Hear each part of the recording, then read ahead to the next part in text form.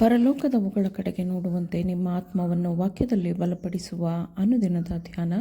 ಇಂದಿನ ಧ್ಯಾನದ ಶೀರ್ಷಿಕೆ ತಪ್ಪಾದ ಪರಿಶುದ್ಧತೆ. ಈ ದಿನದ ಸತ್ಯವೇದದ ವಾಕ್ಯ: ನೀವು ಕ್ರಿಸ್ತ ನಂಬಿಕೆ ಇಲ್ಲದವರೊಂದಿಗೆ ಸೇರಿ ಇಜ್ಜೋಡಾಗಬೇಡಿರಿ. ಧರ್ಮಕ್ಕೂ ಅಧರ್ಮಕ್ಕೂ ಜೊತೆಯೇನು? ಬೆಳಕಿಗೂ ಕತ್ತಲೆಗೂ ಐಕ್ಯವೇನು?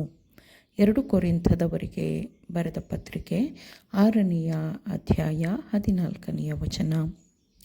ಪ್ರಿಯ ಸಹೋದರಿಯೇ, ನನ್ನ ಮನಸ್ಸಿಗೆ ದೇವರು ದಯಪಾಲಿಸಿರುವುದನ್ನು ನಿಮಗೆ ಬರೆಯುವ ಮೂಲಕ ತಿಳಿಸಿಕೊಡಲು ನಾನು ತಡಮಾಡುವುದಿಲ್ಲ. 2 ವರ್ಷಗಳ ಹಿಂದೆಯೇ ನಿಮ್ಮ ವಿಷಯದ ಬಗ್ಗೆ ನನಗೆ ಪ್ರಕಟಪಡಿಸಲಾಯಿತು. ನೀವು ಮೋಸ ಹೋದ ಮಹಿಳೆ ಎಂಬುದನ್ನು ನಾನು ನೋಡಿದೆ. ದೇವರಿಂದ ಸ್ಪಷ್ಟವಾದ ಬೆಳಕು ಇದೆ ಎಂದು ನೀವು ಭಾವಿಸಿದ್ದೀರಿ, ಆದರೆ ಅದು ಕತ್ತಲೆಯಾಗಿತ್ತು. ದೇವರು ಯಾವ ಜನರನ್ನು ನಡೆಸುತ್ತಾನೋ ಅವರಿಗೆ ದೊರಕುವ ಅನುಭವ ಮತ್ತು ದರ್ಶನಗಳಿಗೆ ಹೊಂದಿಕೆಯಾಗದಂತಹ, ನಿಮಗೆ ಮಾತ್ರ ವಿಶೇಷವೆನಿಸುವಂತಹ ಅನುಭವ ದರ್ಶನವು ನಿಮಗೆ ದೊರಕಿರಬಹುದು. ತಕ್ಷಣವೇ ನಡೆಯುವಂತಹ ಯಾವ ಪರಿಶುದ್ಧೀಕರಣವೂ ಇಲ್ಲ. ಅದು ದಿನನಿತ್ಯದ ಕೆಲಸವಾಗಿರುತ್ತದೆ. ನಾನು ದಿನಾಲೂ ಸಾಯುತ್ತೇನೆ ಎಂದು ಪೌಲನು ವಾಕ್ಯದಲ್ಲಿ ಹೇಳುತ್ತಾನೆ. ದೇವರಿಗಾಗಿ ಆತನು ಅನುದಿನವೂ ಪರಿವರ್ತನೆಯನ್ನು ಹೊಂದುತ್ತಿದ್ದನು. ದೇವರ ಸತ್ಯ ಮತ್ತು ದೇವರ ಆತ್ಮವು ಅವನ ಗುಣಸ್ವಭಾವದಲ್ಲಿನ ದೋಷಗಳನ್ನು ಅವನಿಗೆ ತೋರಿಸಿಕೊಡುವಾಗ ಆತನು ತನ್ನ ತಪ್ಪುಗಳನ್ನು ತ್ಯಜಿಸಿ ಸ್ವಾರ್ಥವನ್ನು ಬಿಟ್ಟು ಸ್ವಾರ್ಥಕ್ಕೆ ಮರಣ ಹೊಂದಿ ತನ್ನನ್ನು ತಾನು ಶುದ್ಧಪಡಿಸಿಕೊಂಡನು. ನಾವು ಶರೀರಾತ್ಮಗಳ ಕಲ್ಮಶವನ್ನು ತೊಲಗಿಸಿ ನಮ್ಮನ್ನು ಶುಚಿ ಮಾಡಿಕೊಂಡು ದೇವರ ಭಯದಿಂದ ಕೂಡಿದವರಾಗಿ ಪವಿತ್ರತ್ವವನ್ನು ಸಿದ್ಧಿಗೆ ತರುವುದಕ್ಕೆ ಪ್ರಯತ್ನಿಸೋಣ ಎಂದು ಪೌಲನು ವಾಕ್ಯದಲ್ಲಿ ಹೇಳುತ್ತಾನೆ. ನಿಮ್ಮ ವಿಚಿತ್ರವಾದ ವಿಚಾರಗಳು ನಿಮ್ಮ ಮನಸ್ಸಿನ ಮೇಲೆ ಎಷ್ಟು ಪ್ರಬಲವಾದ ನಿಯಂತ್ರಣವನ್ನು ಹೊಂದಿರುತ್ತವೆ ಎಂದರೆ ನೀವು ಬೇರೆ ಯಾವ ವಿಷಯಗಳ ಮೇಲೂ ಗಮನ ಹರಿಸಲು ಸಾಧ್ಯವಾಗುವುದಿಲ್ಲ. ಎಲ್ಲ ಸಂದರ್ಶನ ಸಭೆಗಳಲ್ಲಿ ನಿಮ್ಮ ಅಭಿಪ್ರಾಯಗಳನ್ನೇ ಎತ್ತಿ ತೋರಿಸುವುದು ನಿಮ್ಮ ವಿಶೇಷವಾದ ಕರ್ತವ್ಯವೆಂದು ನೀವು ಭಾವಿಸಿದ್ದೀರಿ.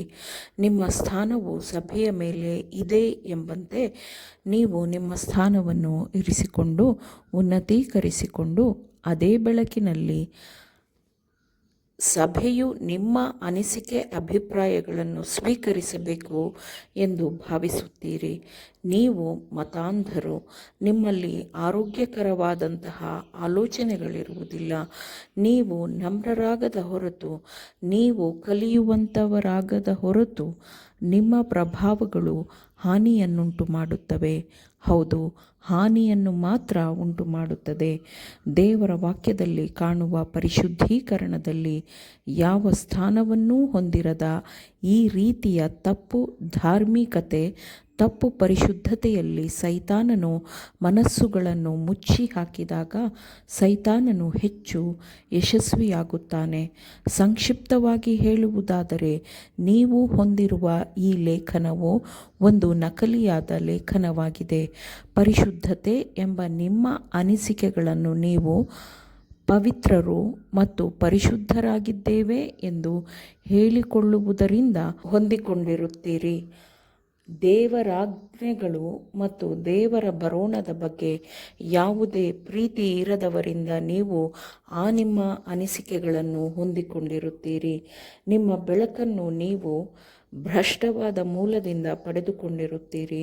ಭ್ರಷ್ಟವಾದ ಚಿಲುಮೆಯಿಂದ ಹರಿಯುವ ತೊರೆಯು ಅಶುದ್ಧವಾಗಿದೆ.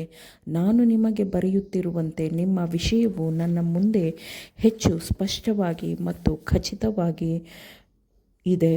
ಪರಿಶುದ್ಧತೆಯ ಬಗೆಗಿನ ನಿಮ್ಮ ದೃಷ್ಟಿಕೋನವನ್ನು ಸಂಪೂರ್ಣವಾಗಿ ಭ್ರಷ್ಟರಾದವರೊಂದಿಗೆ ಒಟ್ಟಾಗಿ ಸೇರಿಸಲು ನಿಮ್ಮನ್ನು ನೀವು ಒಪ್ಪಿಸಿಕೊಟ್ಟಿದ್ದೀರಿ.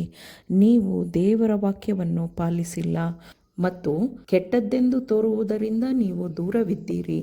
ಗೋಧಿಯನ್ನು ಶೋಧಿಸುವಂತೆ ನಿಮ್ಮ ಆತ್ಮವನ್ನು ಶೋಧಿಸಲು ಸೈತಾನನು ಬಯಸಿದ್ದಾನೆ. ನಿಮ್ಮ ಅನಿಸಿಕೆಯ ವ್ಯಕ್ತಿಗಳೊಂದಿಗಿನ ಪರಿಶುದ್ಧತೆಯ ಒಕ್ಕೂಟವು ಸೈತಾನನು ಉಂಟು ಮಾಡಿರುವ ಉರುಲಾಗಿದೆ. ಪರಿಶುದ್ಧೀಕರಣದ ಬಗೆಗಿನ ನಿಮ್ಮ ವಿಕೃತ ಕಲ್ಪನೆಗಳ ಮೂಲಕ ನೀವು ದೇವರ ವಾಕ್ಯದಿಂದ ದೂರ ಸರಿಯುವಂತೆ ನಡೆಸಲ್ಪಟ್ಟಿದ್ದೀರಿ. ಕಳೆದ ಕೆಲವು ವರ್ಷಗಳ ನಿಮ್ಮ ಅನುಭವವನ್ನು ತ್ಯಜಿಸಿ ಅದನ್ನು ತುಂಡು ತುಂಡಾಗಿ ಮಾಡಿ ಮಾನಸಾಂತರಗೊಂಡು ನಮ್ರತೆಯಿಂದ ಕಲಿಯುವವರಾಗಿ ಚಿಕ್ಕ ಮಕ್ಕಳಂತೆ ಆಗಬೇಕಾದರೆ ನೀವು ಮಾಡಬೇಕಾದ ಒಂದು ಕೆಲಸವುಂಟು. ಆಮೇನ್. ದೇವರ ವಾಕ್ಯಗಳನ್ನು ಶ್ರದ್ಧೆಯಿಂದ ಆಲಿಸುವವರು ಮಾತ್ರವೇ ಆಗಿರದೆ ಪಾಲಿಸುವವರೂ ಆಗಬೇಕೆಂದು ನಿಮ್ಮನ್ನು ಉತ್ತೇಜಿಸುತ್ತೇನೆ. ಪರಿಶುದ್ಧಾತ್ಮನ ಸಹಾಯದಿಂದ ಆಲಿಸಿದ ನಿಮ್ಮೆಲ್ಲರಿಗೂ ಧನ್ಯವಾದಗಳು. ಮತ್ತೆ ದೈನಂದಿನ ಧ್ಯಾನಕ್ಕಾಗಿ ನಾಳೆ ಸಂಧಿಸೋಣ. ಆಮೇನ್.